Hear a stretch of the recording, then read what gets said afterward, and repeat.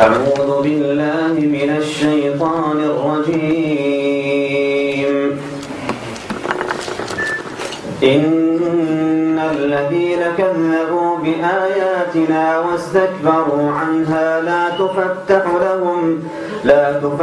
لهم أبواب السماء ولا يدخلون الجنة حتى يلج الجمل في سم الخياط وكذلك نجزي المجرمين.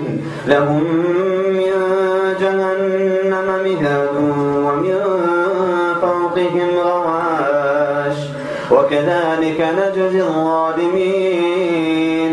والذين آمنوا وعملوا الصالحات لا نكلف نفسا إلا وسعها أولئك أصحاب الجنة هم فيها خالدون. ونزعنا ما في صدورهم من غل تجري من تحتهم الأنهار وقالوا الحمد لله الذي هدانا لهذا وما كنا لنهتدي لولا أن هدانا الله.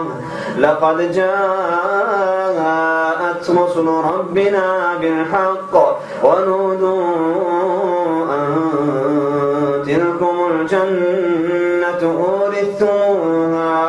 أورثتموها بما كنتم تعملون. ونادى أصحاب الجنة أصحاب النار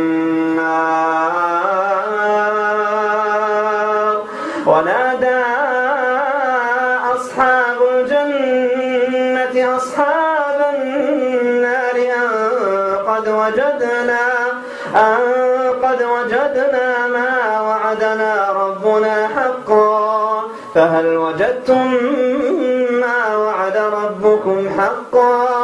قالوا نعم. فأذن مؤذن بينهم اللعنة الله على الظالمين الذين يصدون عن سبيل الله ويبغونها عوجا وهم بالآخرة كافرون. وبينهما حجاب وعلى الأعراف رجال يعرفون كلا بسيماهم ونادوا أصحاب الجنة أن سلام عليكم لم يدخلوها وهم يطمعون. وإذا صرفت أبصارهم تلقاء أصحاب النار قالوا ربنا لا تجعلنا مع القوم الظالمين. ونادى أصحاب الأعراف رجالا يعرفونهم بسيماهم قالوا ما أغنى عنكم جمعكم وما كنتم تستكبرون أهؤلاء الذين أقسمتم لا ينالهم الله برحمة ادخلوا الجنة لا خوف عليكم ولا أنتم تحزنون. ونادى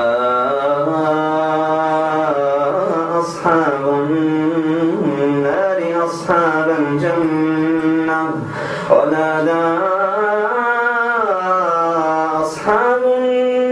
أصحاب الجنة أن أفيضوا علينا من الماء أو مما رزقكم الله. ونادى أصحاب النار أصحاب الجنة أن أفيضوا علينا من الماء أو مما رزقكم الله. قالوا إن الله حرمهما على الكافرين الذين اتخذوا دينهم لهوا ولعبا وغرتهم الحياة الدنيا فاليوم ننساهم كما نسوا لقاء يومهم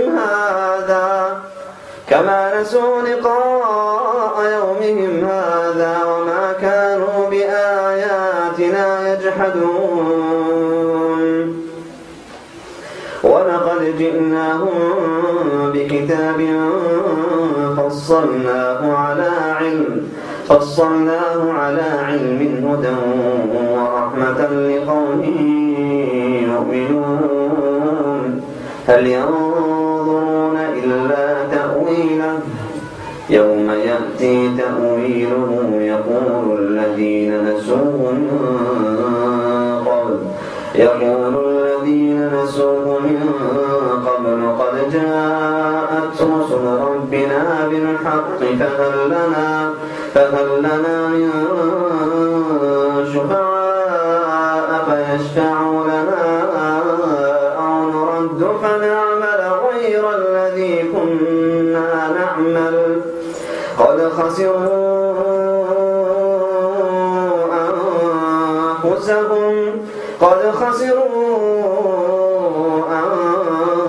أنفسهم وضل عنهم ما كانوا يفترون.